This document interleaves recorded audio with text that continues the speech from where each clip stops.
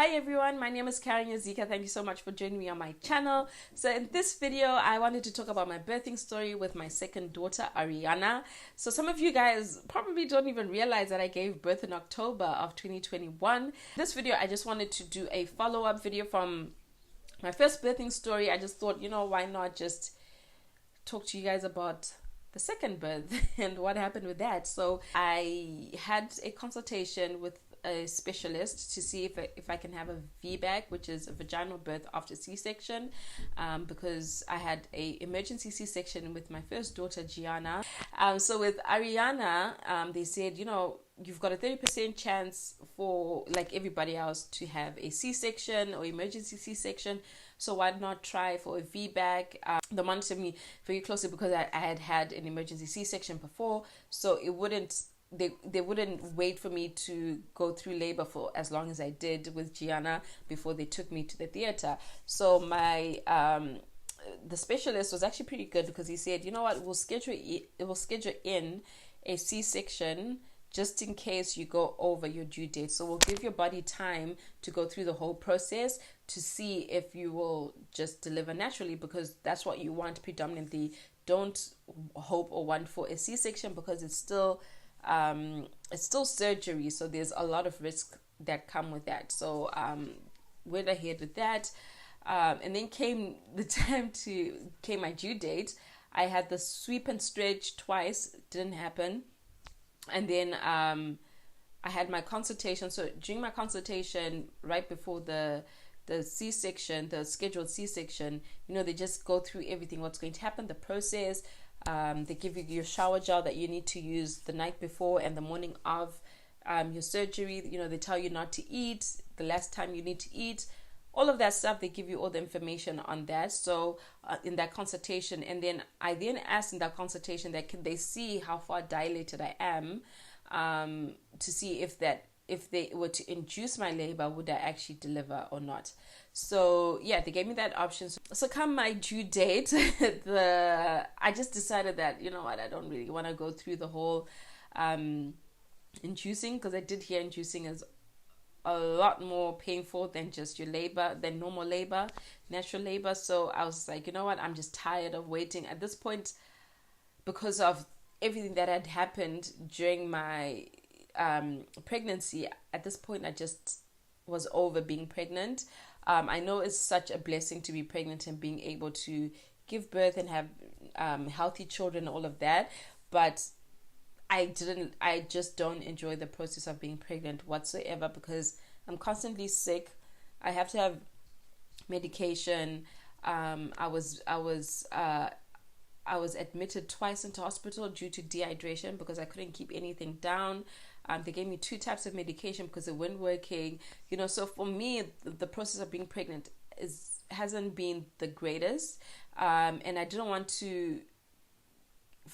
I felt bad at the same time for not enjoying the process, because a lot of people would rather go through the process as long as they can get pregnant and deliver a baby. So I didn't really talk about that process a lot, and I also feel like it's such a shame because it's still something that I experienced, and it's not something that I enjoyed, and that's my truth, so it's just one of those things. I'm very grateful that, and I guess that was the thing that actually helped me through the process, that I'm actually able to get pregnant extremely quickly. Like, if I don't have birth control, I will get pregnant. There's no two ways about it, because it's one of those things that I'm very grateful for, but at the same time, I wish I enjoyed the process of it to a point where I just don't really want to get pregnant again, because the process for me is traumatizing. That's the best description I can give it, and I just wish and hoped it was different for me, but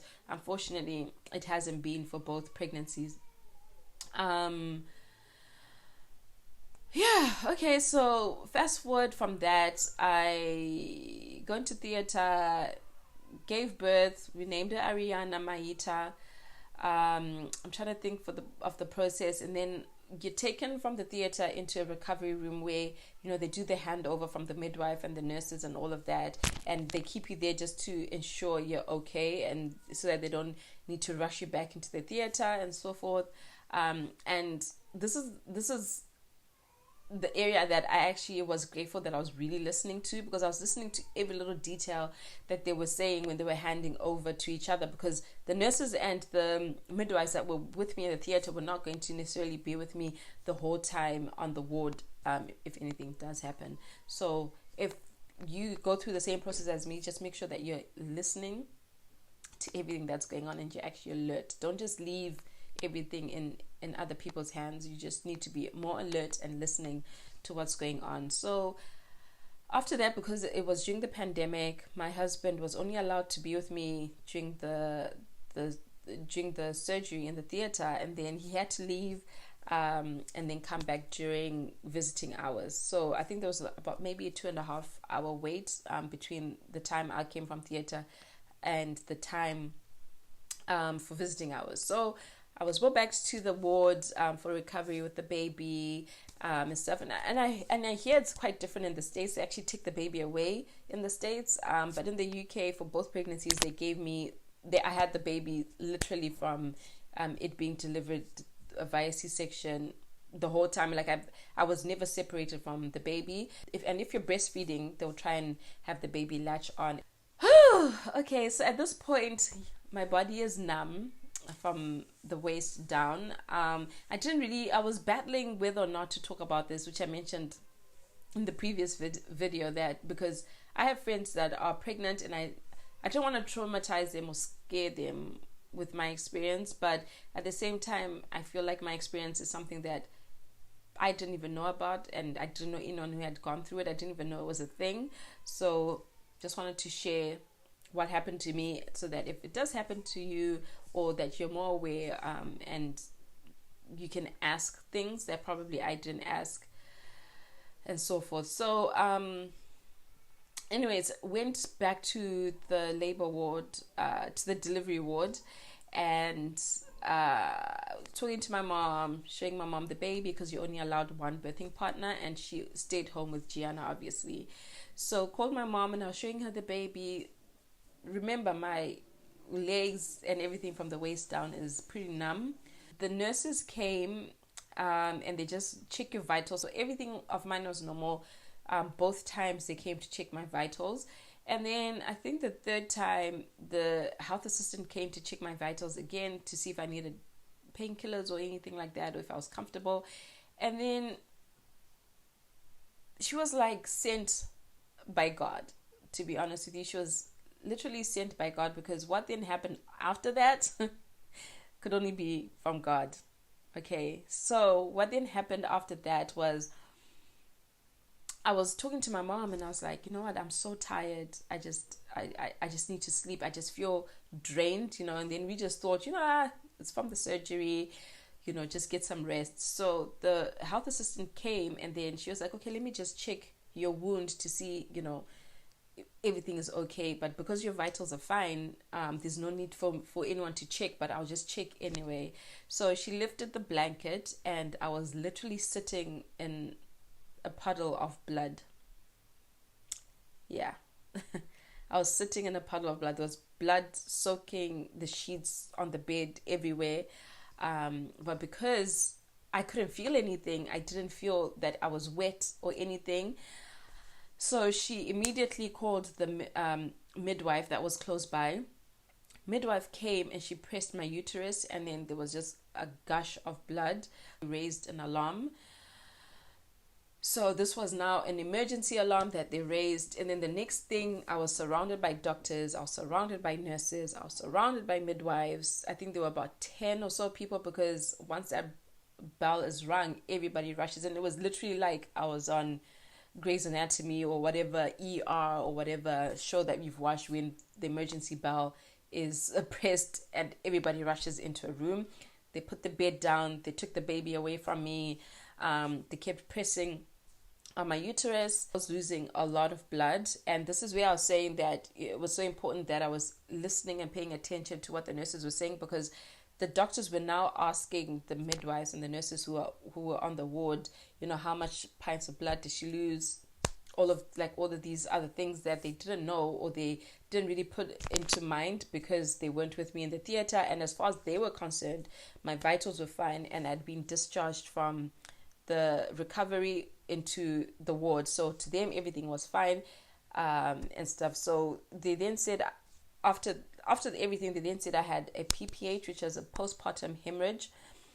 So they had to try and get so basically my uterus wasn't contracting, and I was losing a lot of blood from the surgery, and I could have died, and I was clotting. So there was a lot of clots coming out and stuff. And then the doctor said if they hadn't, or if the health assistant hadn't noticed or checked, one of the clots could have actually gone up to my heart and could have just died.